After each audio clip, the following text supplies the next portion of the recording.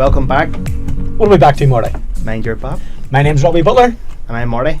And today we have Johnny McCambridge returning to talk about what's a daddy for. Really looking forward to today's show. Let's bring it in, guys. Oh. Boom. Thanks for that. Doesn't feel right if we don't start and end in a Mind Your Bap fashion, Marty, I don't think. Correct, I agree. It has to be done. Absolutely. So, Marty, did you do a bit of homework last week? Did you go and have a look at some of the blogs, and in particular, which was my favourite up until last week, Corbett? I did indeed, yes. I've done a little bit of homework, as I said, and checked out your blog as well. And I have to say, it's Thank you very much. So Thank you. Keep up the good work. Cheers.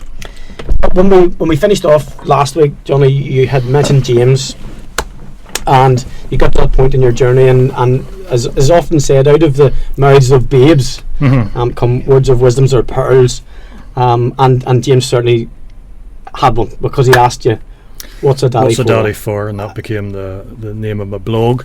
And that was, I suppose that was sort of the catalyst, but it was a slightly longer process in that, and that I'd discussed before leaving work. And sometimes whenever you make a change, you have to get worse to get better.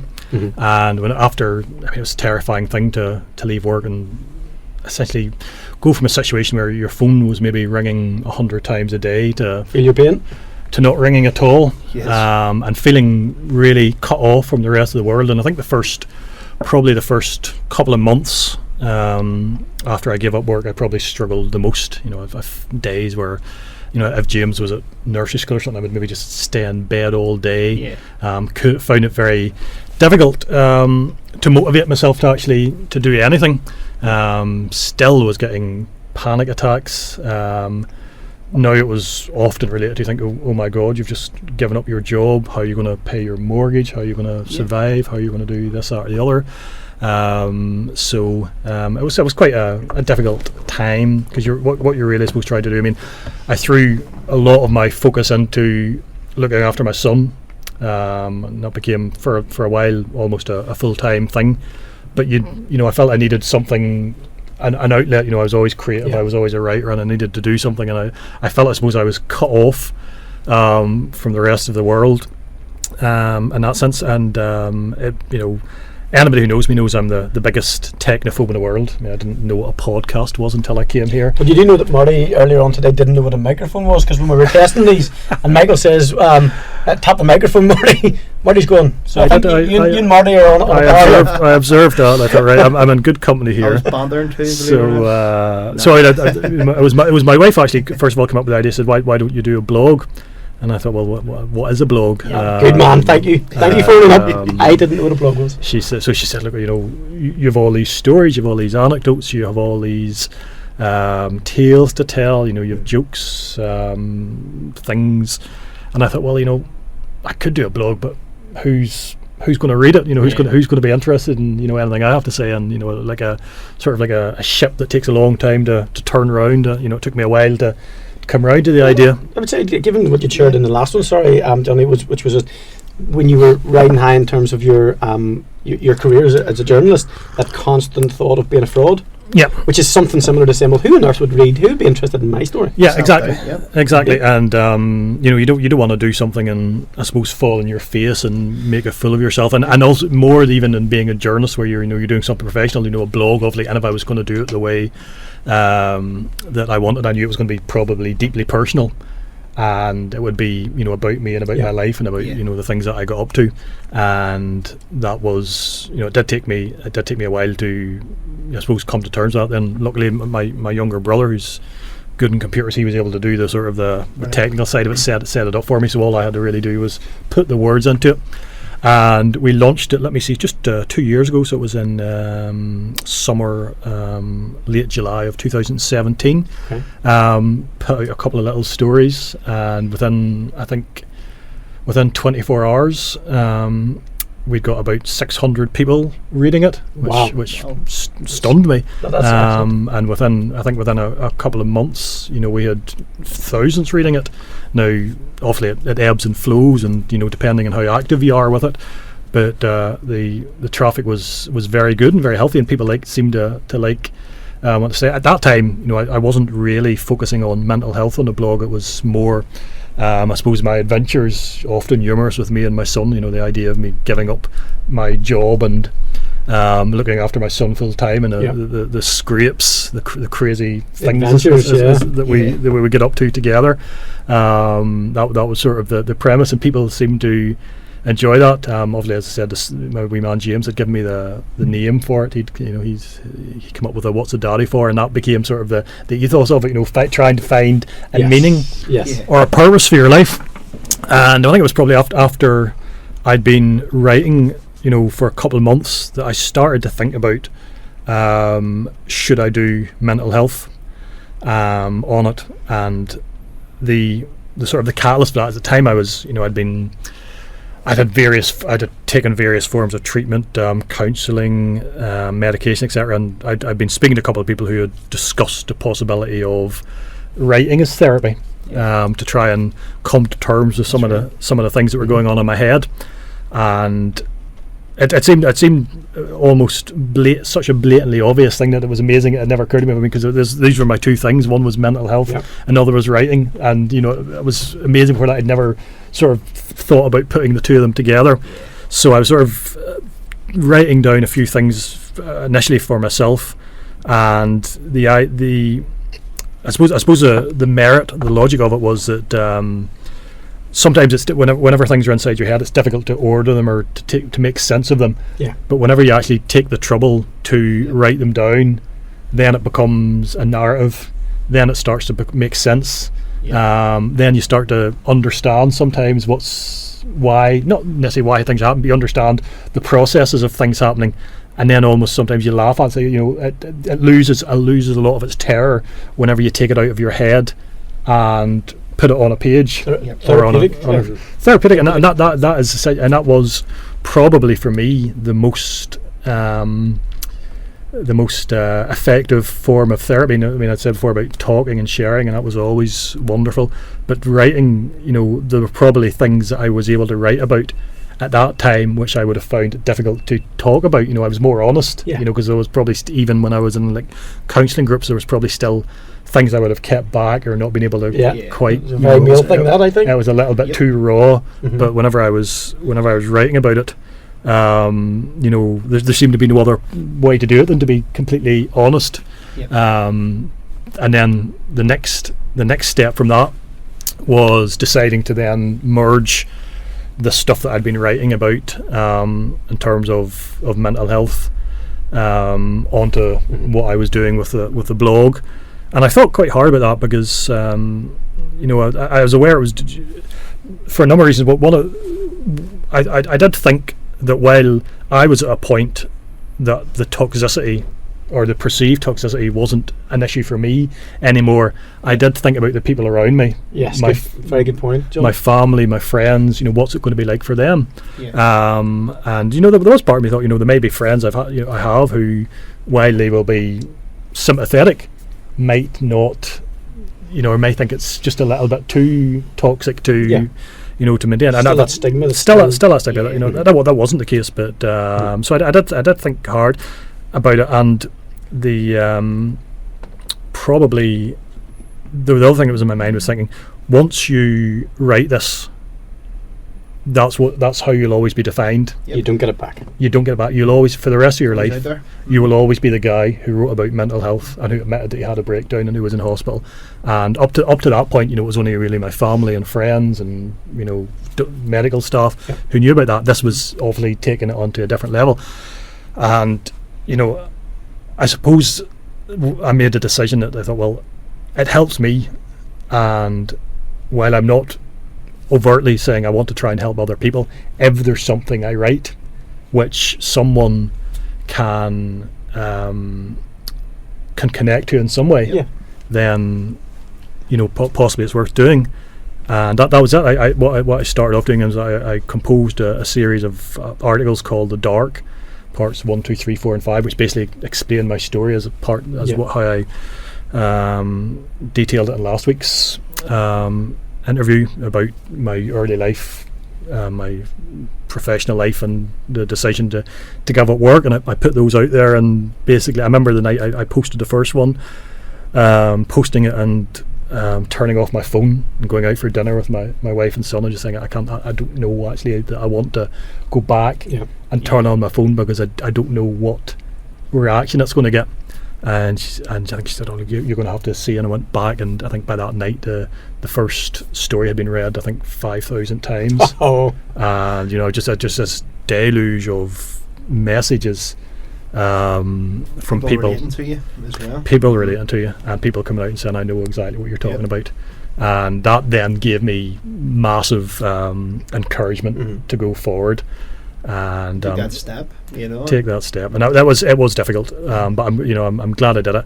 And I still write about mental health on the blog, not all the time, because you don't want to be defined by only that thing, and probably it's only a singular part of Jonathan McCambridge. It's probably Marty maybe 25%, maybe less of the stuff on my blog is actually about mental health. A lot of it's just silly jokes and silly stories. But then it's sometimes things which are not overtly about mental health can have mental health implications. Absolutely. Like the Corbett one that you talked about, and people will find their own meaning in them. Yeah. And but I suppose it was that just connection that you had with so many people that really opened my eyes and thought, oh my gosh. And that feeling that you have in your head all the time, thinking this is only me, I'm the only person that feels this way. It's individually, and realizing all these other people coming forward saying we know exactly, you understand because you've written exactly what's going on in my head. And probably the incident probably which had most impact on me is a while after I'd started doing this, and I was contacted by this fellow I knew at school. I won't give any details away because I don't. But he'd contact me and suggest we meet up, and it was strange because he was somebody well I'd known him. I wouldn't have been close to him or a friend, and I hadn't seen him in probably 25 years. And here he was, out of the blue saying, "Can we meet up?" And it sort of hummed and hawed, and we danced around him, and eventually he was persistent, so I agreed to meet him one day, and we went for coffee on the Fry, I think, and we this sort of awkward, strained conversation, the way that men do, where he's discussing how good the Fry was, and I think there's got to be a point where this guy has asked me to see him today, and eventually he got around to it. He said, "Look," he said, "I'm here because my wife asked me to come and see you," and he told me, he said, "Look, I know what you've gone through because I've gone through it too," but he says, "But I couldn't tell anybody." Brilliant. And he says, whenever I read your stuff, he said he broke down and started crying, and he showed it to his wife and said, "If you read this, that's me. You will understand." I said, I don't have the words because of my background and my culture. I can't tell you. But he said, if you read that's incredible what this guy says. And you basically encourage somebody to do that and not even knowing that that's going to be the outcome. You never know what the outfall is, and most of the time you probably never will actually find out. Correct. But the one thing this guy he said to me, he said, it was his wife, because he said he would have left with his wife, and he said, I want you to. She put him in a mental health program. She said, "I want you to meet this guy," and we met up, and she said. He said, what am I going to say to this guy? And she said, "Tell him that on her behalf, he's saying thank you because if it wasn't for the blog, she doesn't know if her husband would be around today." And that was incredibly powerful. And we've experienced that to but probably a lesser degree, but in talking to Sarah, our editor and producer, Marty and stuff, since we started this wee journey, we have people that we don't know coming up to us in the street and saying thank you for doing what you're doing. It's had it connected with it, and it's really helped me be here today. And all ages too, all ages. Came up to me again, just like out of the blue, I was standing getting a coffee in the garage, and he says that it's his and his daughter's wee routine, and the wee daughter, really young, will come up and say, as the podcast basically them words been released, and that's their wee. That's their thing. Never expected that, That's why this is so valuable, and why I was so keen to take part, because look, if you help one person, it's worthwhile. If you help a lot of people in any little way, and the reality is, I say, you'll probably not know the 90 or 99% of the people who take something from it. You'll never know about. But just knowing that the opportunity, whether it's a blog or whether it's a podcast or whatever it is, something that works for individual people. And just finding that connection, making, as I said earlier, making people as comfortable as they can about discussing it, and taking that, the more we do this, the more people who do it, the more we take the stigma away from it, and the better it is for for everybody and all of us. And I've long gone past the point of caring about what anybody thinks about myself, and I've had good stuff said to me, I've had bad stuff said to me, but it's really now at the point where you just think, just keep the conversation going, just keep talking, and the more people who are part of that conversation, the better. So how many blogs have you done, Johnny, in total? I'd say probably about 300. 300, wow. Fantastic. And Marty, you were saying to me earlier on that you've been on Nolan. Yes, this was one of the. Pardon me, I was just drinking coffee there. One of the. Good timing, Robbie. One of the ironic things, for me as a journalist, whenever I went on this journey, as it were, I started being contacted by journalists. I had newspapers, a couple of Irish newspapers who wanted to do stories about me. I was on Nolan. I've done a lot of that sort of broadcast stuff. Sometimes around social and parenting issues, sometimes around mental health. The Nolan interview was around mental health. Stephen had contacted me and said, "Look, would you like to come on and talk about this?" And the premise sort of being that while I wasn't well known, and probably within journalism circles, he knew me and other people knew me, and it was a shock of seeing this person, as I said last time out, the person who seemed to have, everything in order in his life, being so raw and being so honest. And I know he had a good response to that, because he told me that. And again, I just saw it as an opportunity to try to reach out. I was thinking, Marty, Nolan's all right, but mind your Bap's the big stuff. Like this is this is the Everest. This is I'm not even sure who he is, to be honest. No, but that's fantastic, because that does give you that level of authenticity and that reach. But let's bring it forward a little bit, and I know you're going to talk to us about one blog in particular, and if you would be so good, it would be a real boost and benefit to us if you could maybe read one of your blogs, and we would have that then for forever recorded, Marty. I enjoyed the note to my pre-parent self. Okay, well, as I said to you, I thought that was fantastic, because it's kind of, and again, where people can maybe relate there, if they're not a parent. What would you tell I'm 31, believe it or not, Robbie. Will you say anything? 31. 32. I'm not even asking you, Johnny. What would I tell me 18-year-old self? Yeah. That's when I was going through a lot of turmoil. Yeah, well, you can relate to that, even if you're not a parent. You can still pick up little bits. The concept of that one was, it was actually the Mums NI website. They were running this series. They'd done it with mothers, and then they did it with fathers as well. It was bloggers and celebs, etc., and asked them what would they tell their self before they were a parent. What do you know now that you would tell yourself? You would tell yourself then, and it seemed to be most of the people, they did the funny stuff and the jokes and all that. That was fine, but it seemed to be if I was going to tell myself anything, it would be that there's better days ahead, and I know no matter what you're up against, don't give up, and there's help there, and the being able to be rooted, particularly in your family, and that's my strength, and what is most important. In this journey that I've been on, giving up work and finding fulfillment and being with my son and with my wife, finding a new way of life, an easier way of life, and it's not like I'm not here today to say that I'm cured or anything like that. That's not the story. Probably for me, that if there was a breakthrough, it was whenever I realised and accepted the way that my mind works. Because when I was younger, I always thought, if I can get through this, if I can make it to 20, if I can make it to 30, maybe you'll get to that, that mirage, that oasis of peace where everything makes sense. Life sorted out and you can relax. You won't be depressed anymore. You won't be anxious anymore. Everything. You'll just live in this state of serenity. And that was part of it. Whenever I got sick in my attempt to beat it and say, no, you can come back from this. And then you realise one day, well, you can't work against your mind. Your mind is what it is, and you have to accept it. And it just happens to be the case that my mind is depressive and it's anxious. Now, there are lots of things I can do to minimise that and to make life very, very good. And for the most time now, it is very, very good. And I wouldn't probably change anything if I had the opportunity. But there is still that acceptance that is the way your mind works. And for me, the epiphany, I suppose, was exactly that you don't get down about getting down. You don't beat yourself up about getting down. You accept this is it.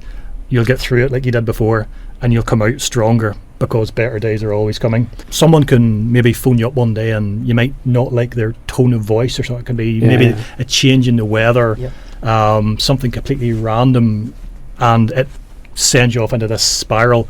Maybe you have a panic attack, maybe you have days in bed where you can't face getting out of bed. And that you always have to accept that that's part of the journey. But what I tell myself now is, this is your brain, this is the way it works. You've got good things around you, you've got good people around you, and you will come through it again. And that is, I suppose, the coming out the other side, or as best coming out the other side as I can explain it. Johnny, I believe you're going to do the honour of reading this one of your blogs. Yes, absolutely. I'm happy to do that. This one is the one that we talked about. It's called "Letter to My Preparent Self." If I can find it, and as I said, it's basically it's me talking. If I had the opportunity to talk to myself when I was younger, before I had kids, and it goes like this. Dear Johnny, knowing you as I do, I'm sure you will be rather chuffed to receive a written letter. It may be hard to imagine, but this form of communication will become rare in your future years. It is all instant and impersonal these days, texts, emails and social media. I've no doubt you would love me to tell you that you will get the hang of it all, but we both know what you're like with technology. I imagine you will have many questions about me, and that's okay.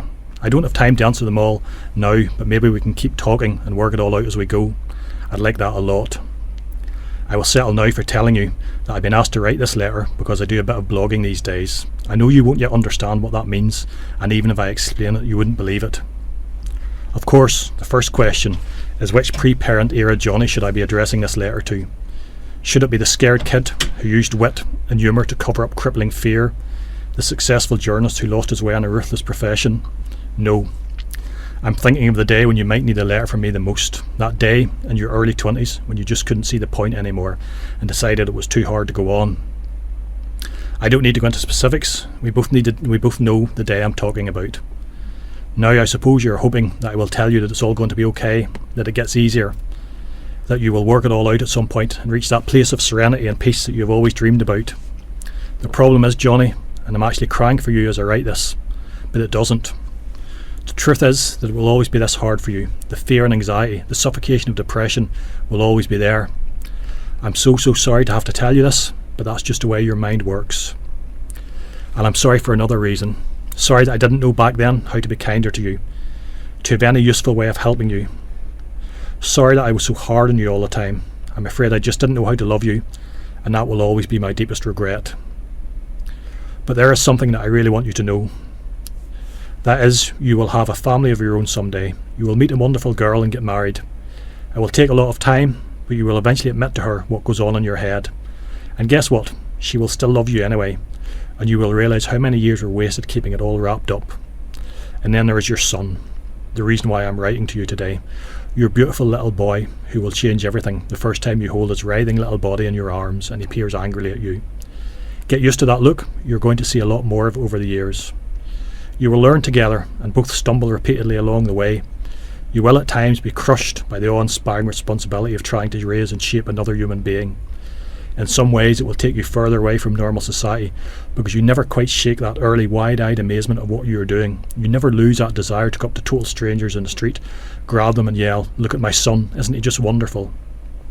When people ask you what you do, your first answer will always be the same: I'm a father. There will be many more bad days. I'm afraid to tell you this, but some of them will be worse than you have yet known. The biggest challenges are still to come. But here is the thing you really need to remember. When they come, you will have your family to help you through them. When it is really bad, you're not alone. When the night is at its deepest, there will be 3 in the bed, and there will always be arms stretching out to hold you in the dark. I suppose it is what you and I have always been searching for, a reason for it all. It is home. The problem with writing letters is knowing how to finish, finding a neat way of summing up all that has gone before. How about this? You will have a family that you love. They will also love you. But more importantly, because of them, you will learn to love yourself. Take care, Johnny. I love you so much. I'm sorry it took me so many years to say it. Wow. Powerful. Wow. That's fantastic. Thank you. That is just amazing. I'm not sure that I'd have the courage to do that, No. Marty, at the minute. But therapeutic. Jesus. Brilliant. Thank you so much for sharing that with us. Thank you for having and me, that's incredibly valuable having you read that to us. I read it, Yep. but that was better. To hearing that from the man himself. Agreed. And that especially that pre-parent thing, I think it's fantastic. And again, if you tell yourself what you're going to be like when you get older, it'd be amazing, wouldn't it? Guys, thanks so much for having me. It's been a real privilege. No, thank Appreciate you. Appreciate it. Thank you. And just before we finish, guys, two things I want to ask. Okay, or maybe a couple, maybe more than two. Okay, so we'll put it. If you're watching this on YouTube again, we'll have it stitched across the bottom. Links to Lifeline, Samaritans Emerge, and a few helplines, but also a link to Johnny's blog. So have a read, and certainly feel free to communicate with Johnny through his blog. Absolutely. And ourselves would like to get your feedback. Johnny, we haven't got these. When we bring a guest on, we will at some stage have giveaways. So we'll hope to get you a hoodie at some stage. Correct. You can leave your size with us. We'll get that sorted out and we'll bring it in. Yes. And remember, guys, Thanks again. to mind your bap.